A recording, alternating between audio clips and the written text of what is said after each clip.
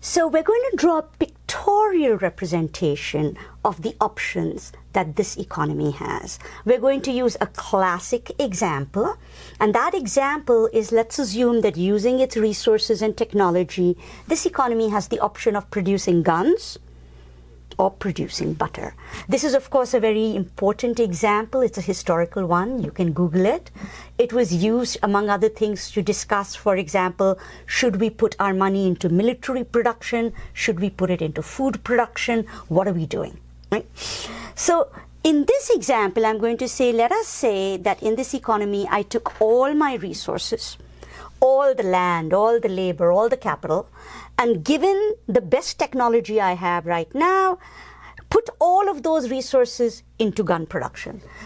And the maximum amount of guns that I can get is 100,000 guns. So right there, 100,000 guns. Of course, that means I don't have any butter, right? Because all my resources have gone into guns, I don't have butter. So no butter, but 100,000 guns. So I could produce at that point A there. Well, I say, well, maybe I don't really need or don't want to produce 100,000 guns and no butter. I would like to get butter.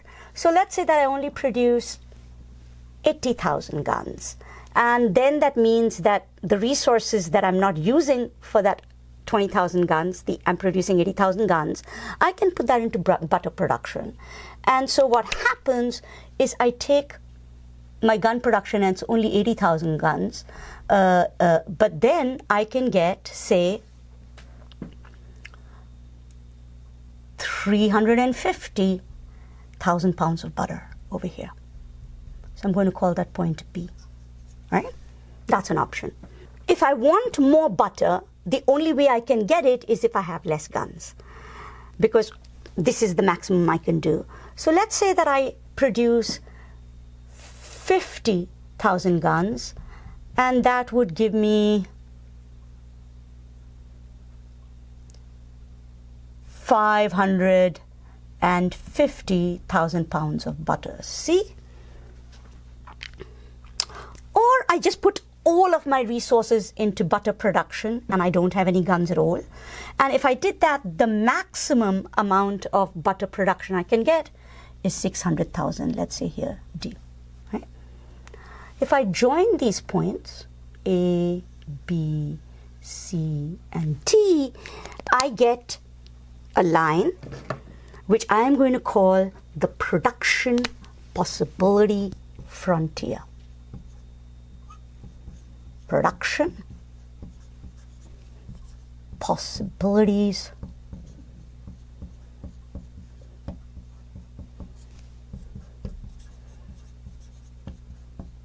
frontier. So a few points about the production possibilities frontier before we move ahead. The first thing I want you to realize is that already I can tell a few things out of this picture. I still don't know where this country is going to end up. I don't know whether it's going to do guns, whether it's going to do butter, how it's going to make these decisions. But I know certain things. First, if you look at this frontier, it slopes down. And we'll talk more about this downward slope later on. But the downward slope's actually meaningful. All it means is, if I want to get more butter on this axis, the only way I can do that is to get less guns. And that's because on the frontier, I'm using all my resources. Right? So the frontier is out there. This is the maximum I can do. I can produce at A, I can produce at B, I can produce at C, I can produce at D. Right? Now, it sometimes happens that in an economy, we don't end up using all our resources. There are situations, for example, that are called unemployment. You're not using all your workers, they don't get jobs, factories are lying empty, you're not using all your capital. So when that happens, what that means is instead of producing on the frontier, you're producing somewhere inside the frontier. Let's say that you're producing 50 guns and you're only producing 50,000 guns and you're only producing 300,000 pounds of butter. So you could produce somewhere at a point like U which I'm going to call a situation of unemployed resources. So a country could produce on the frontier, that's when it's got full employment. It could produce under the frontier. That's when it's got unemployed resources. It's not using all its resources, or it's using them inefficiently. Now, countries also would like to have more of both guns and butter. So you might actually want to say that, oh, I've got 80 guns and I'm only getting 350 butter. I would like to have 80 guns and 80,000 guns and 350,000 instead of 350,000. I'd like 550,000 butter. I'd like to be somewhere over here. I'm going to call this point G for growth. This point is unattainable. I can't reach that with my current level of resources or my current technology. So the only way I can get more stuff is if, as a country, I do something. So let us say this is in 2021. The only way I can get to G is if I do something in 2021, so that maybe in the future, 2023, 2025, I get more capital, I get more land, I build more factories, I increase my resource base, or I have technology changes. I improve my skill levels, I change how much production I can get per worker, I do something to create a situation of growth.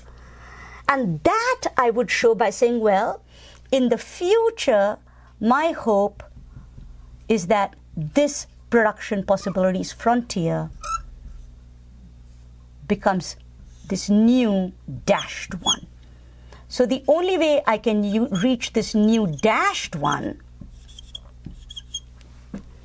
is if I have growth, which means there has to be a change in the situation such that I have more land, labor, capital, or I have better technology so as to access higher levels of production. So the PPF is a pictorial depiction that says, these are my options, and I can look at those options and come to some conclusions about where is this country now in relation to its options. What does it have to do in order to have better options in the future? Is it making the best use of its resources right now? So that picture still doesn't tell me what I decided, but that picture is a good way for me to begin to think about what are the options a country faces and how do we think about its decision-making processes.